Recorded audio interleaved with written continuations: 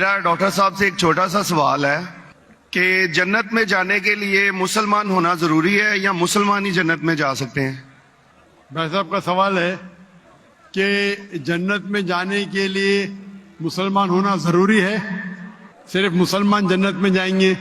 صرف اپنے آپ کو مسلمان بولنا جنت میں جانے کے لیے کافی نہیں ہے. جس طریقے سے میں نے میرے تقریر میں کہا جنت میں جانے کے لیے 4 چیز کی ضرورت ہے.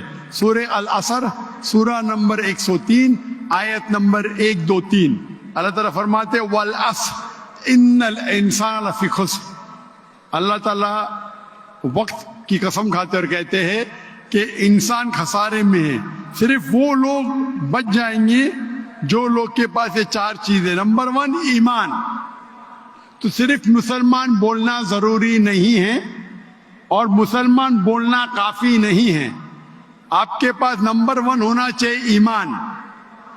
اگر آپ کے پاس ایمان ہے کہ اللہ ایک ہے اور اللہ کے آخری نبی محمد صلی اللہ علیہ وسلم ہیں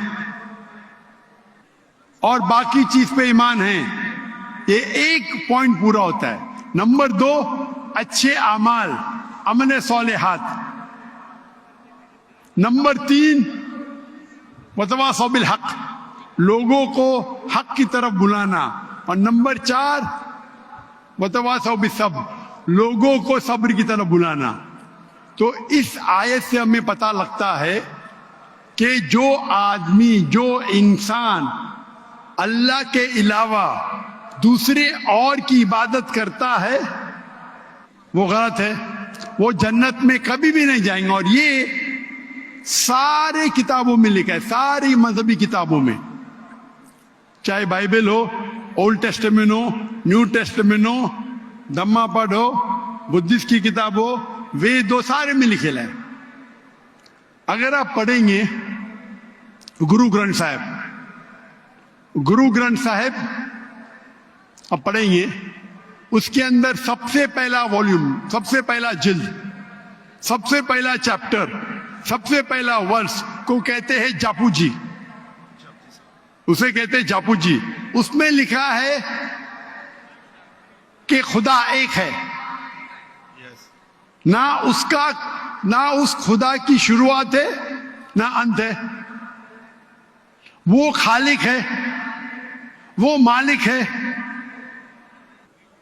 اور اس کے جیسا کوئی نہیں ہے. اگر آپ دیکھیں گے یہ ملتا جلتا ہے سورہ اخلاص کے ساتھ. آپ اگر سکھ کی کتاب پڑھیں گے اس میں لکھا ہے 2 قسم, اومکارا, ایک اومکارا. ایشور کا مینیفیسٹ فارم, ان مینیفیسٹ فارم. ہاں کہ نہیں, ہاں کہ نہیں. تو اگر آپ پڑھیں گے اور دیکھیں گے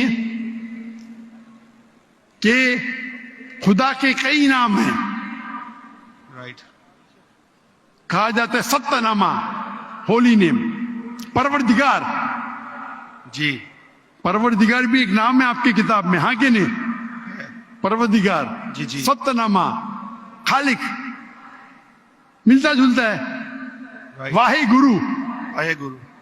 لیکن اگر آپ عمل کریں گے, اگر آپ شرک نہیں کریں گے, اللہ کے علاوہ کسی اور کی عبادت نہیں کریں گے, اگر آپ کی کتاب میں اکثر یہ بات ہوتا ہے کہ جو اپنی مذہبی کتاب میں لکھا ہے اکثر لوگ اس پہ عمل نہیں کرتے, اور یہ بات مسلمانوں میں بھی ہے.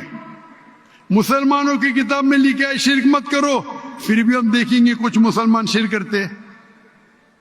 تو اگر قرآن میں لکھا ہے شرک مت کرو اور آپ شرک کریں گے اور کہیں گے میں مسلمان ہوں تو جنت میں نہیں جائیں گے. آپ سمجھ رہے بھائی صاحب؟